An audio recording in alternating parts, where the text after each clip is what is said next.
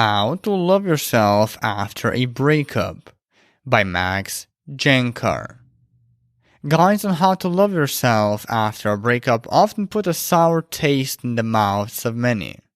The average folk simply has too many inaccurate preconceived notions about the topic.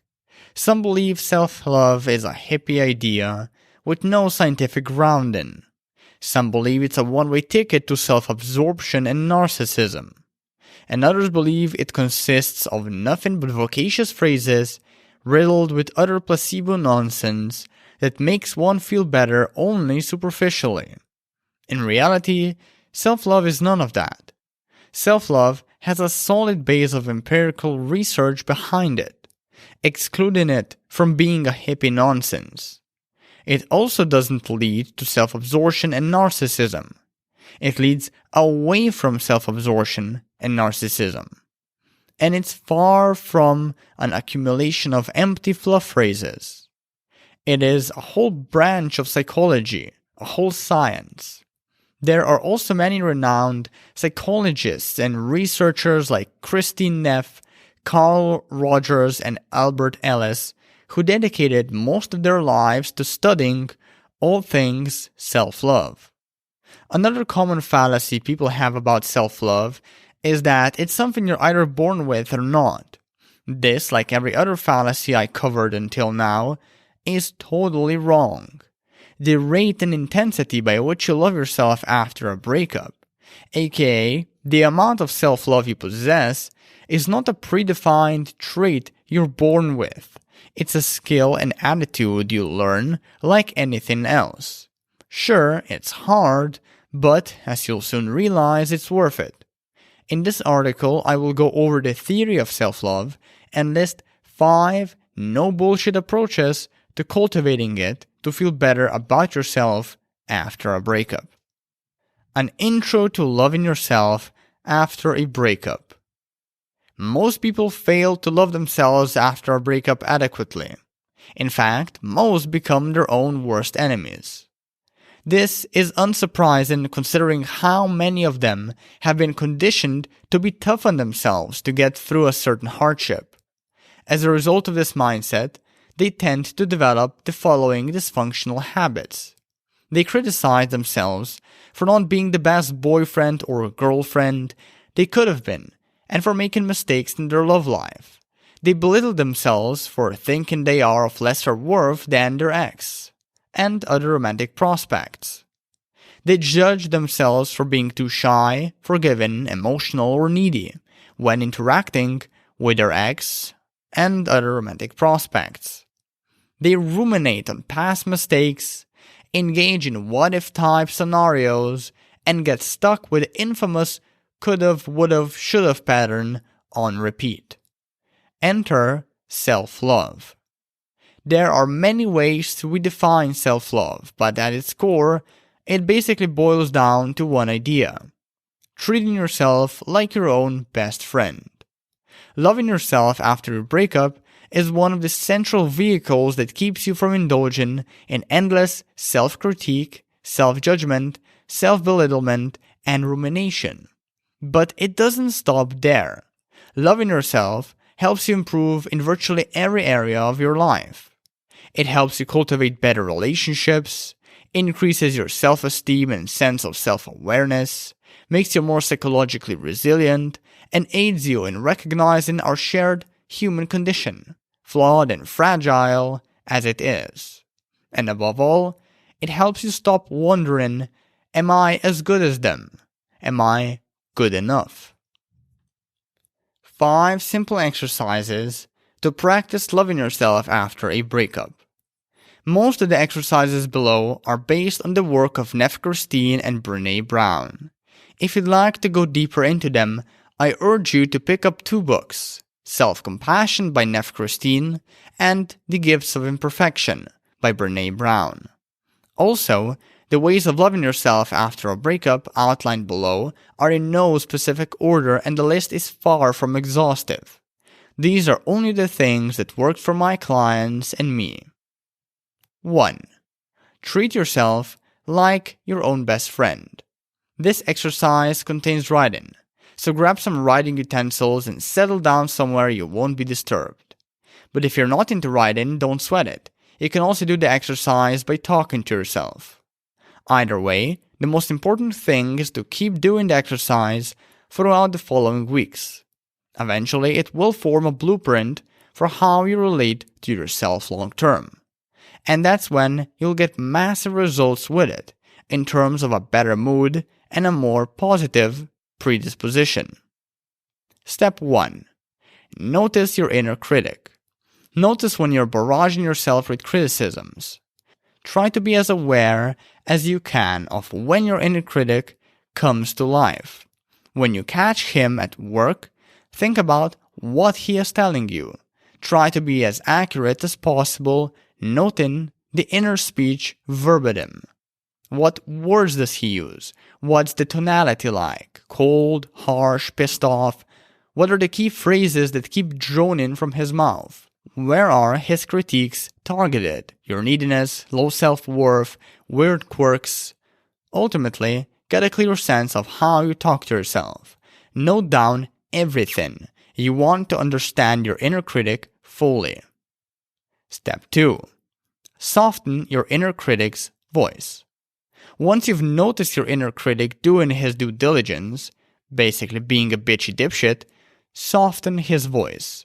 However, and this is important, soften it with self-love rather than self-judgment. For example, instead of telling your inner critic, "You're such a bitch, leave me alone," or "Go away, I'm trying to love myself here," say something like, "I know you're trying to keep me safe and to point out ways that I need to improve, but your criticism and judgment is not helping at all. Stop acting that way. Stop causing me unnecessary pain." Step 3. Reframe the inner critic's observations. If you're having trouble thinking of what words to use, imagine what a loving and compassionate friend would say to you in your situation. You can say something like, "This adversity has nothing to do with your worth as a person. It doesn't lower it, diminish it, or bury it. It doesn't affect it at all. Maybe you just made a few mistakes as everyone else does." As sappy as that sounds, you can also use physical gestures of warmth, i.e., hugging yourself, stroking your arm, or holding your face tenderly in your hands to call up the emotion of kindness within you.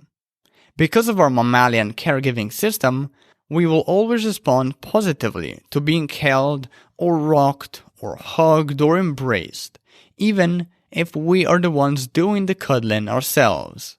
For some reason, our brain doesn't know the difference. 2. Change your negative self-talk to a more realistic variant. This exercise is an offshoot of the one above. The thinking goes that amid heartbreak, we usually get trapped in the habit of talking down to ourselves.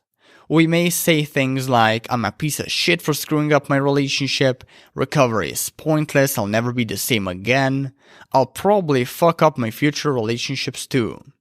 These bad remarks are just faulty generalizations.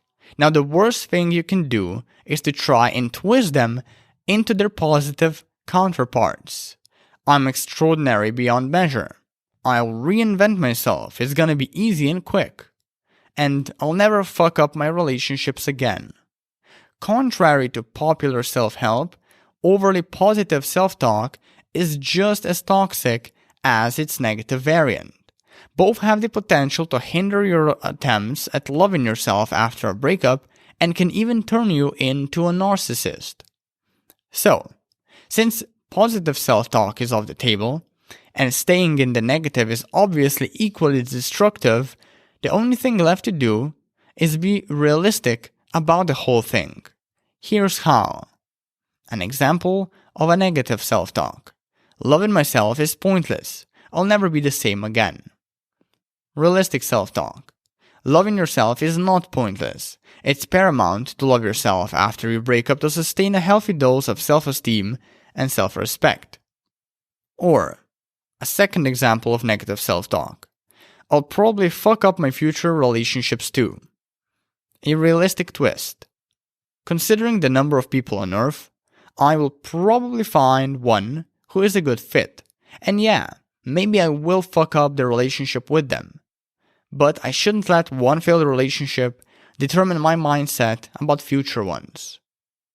For best results, don't only think about, but actually write down your negative thoughts and their realistic counterparts. 3. See how ordinary and boring your breakup really is. Thinking that your breakup experience is abnormal only alienates you from everyone else and makes you feel special. Truth is, virtually everyone has gone through a breakup, and most people have it way worse than you. This is a tough pill to swallow for some, but your breakup really is nothing special. Once you realize this, you'll find that loving yourself becomes much easier. So to achieve this state of realization, your best bet is to talk with other breakup survivors. For example, if you have a friend who's also heartbroken, have a chat with them. That said, if none of your friends are currently heartbroken, don't worry. Thanks to the internet, there are many online breakup recovery groups where people from all walks of life discuss their heartbreak and help each other out. Find and join them. Another thing you can do is volunteer. That should get your struggles into perspective. Perhaps join a help crew at a homeless shelter, or spend time in a childhood cancer ward. There you will find suffering much worse than yours that will make you realize you're actually doing pretty good. Hence, the prospect of loving yourself after a breakup will become much easier. 4. Acknowledge and validate your pain. We are all wired to avoid pain at all costs. And while that's a normal instinct, we often forget that it can turn destructive, especially in cases where our pain can't really hurt us. For example, your breakup pain can't physically hurt you, but if you constantly run away from it or try to suppress it, you train your brain to believe that it can. As a result, you feel more fear, anxiety, anger, and shame instead of less. And because of this flaming dog shit of negative emotions, loving yourself becomes that much harder. So how do you avoid these things and make the process of loving yourself easier? Well, by acknowledging and validating your pain. Acknowledgement. Let's say that months after a breakup, something reminds you of your ex, and you start feeling overwhelmingly sad and in pain. Rather than immediately trying to distract yourself, acknowledgement would look like saying to yourself, "Gee, I feel like shit right now." This may sound simplistic on the surface, but it works. And even if the acknowledgement of your pain doesn't give you immediate relief, it still does something way more powerful. It trains your brain not to fear painful emotions. It builds emotional confidence. Validation. The way you would validate your pain is simple. Right after you acknowledge that it's within you, remind yourself that it's okay to feel it. For example, let's say you're browsing Facebook, well suddenly you come across a post from your ex. They are at a party, making out with someone you don't know. As expected, the sight immediately puts you in a shitty mood. But instead of succumbing to even worse moods, you tell yourself, "This really sucks. But just because I feel this way doesn't make me a failure, a bad boyfriend or girlfriend. I love my ex, and therefore my reaction to their Facebook post is normal, even justified. I will be okay. I'll grow into a better person eventually, and things like this won't hurt me as much." Ultimately, think of validation as a pressure release valve on emotional distress. By validating it, it grows less powerful and intense. Sometimes it even fades entirely, at which point loving yourself becomes much, much easier. 5. Get some space. First, go no contact if you haven't yet. Put your ex on radio silence. Unfriend them, delete their number, maybe even block them entirely. And of course, refrain from reaching out to them. Then go on a trip for the next few weeks, a minimum of 2. On this trip, you're going to do some self-work. Specifically, you'll be focusing on 3 things: reconnection, clarity, and enjoyment. Reconnection. Reconnect with who you are, what you care about, and what you stand for. Your identity. Clarity. Work on getting stillness and peace of mind despite the crushing emotional riptides circulating around your heart. Enjoyment. Relax and indulge in what you love to do or think you will love to do. In practicality, this would mean taking time off from your everyday life and traveling to a place you like, perhaps even a place you haven't visited yet, and unwinding. There you'll work on and enjoy yourself, be that through mindfulness, reflection, meditation, journaling, whatever. It's essentially your time to be selfish. It's the classic technique of taking yourself on a date, amped up to its limit. Having some space away from the conventional worries of life will help you find yourself again, and you'll have a much better chance at starting to love yourself after your breakup after that happens. And don't get me started on how energized you will feel afterward. Always mind intentions when trying to love yourself after a breakup. Regardless of how you're approaching self-love, there's one thing you should always keep in mind: doing it for the right reasons.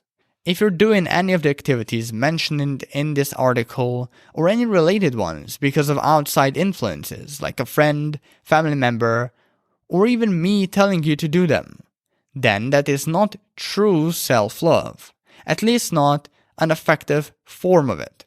However, if you're doing the activities that encourage self-love because you want to do them, because you believe in them and that they will help you, then you're doing self-love the right way. So ultimately, love yourself the right way.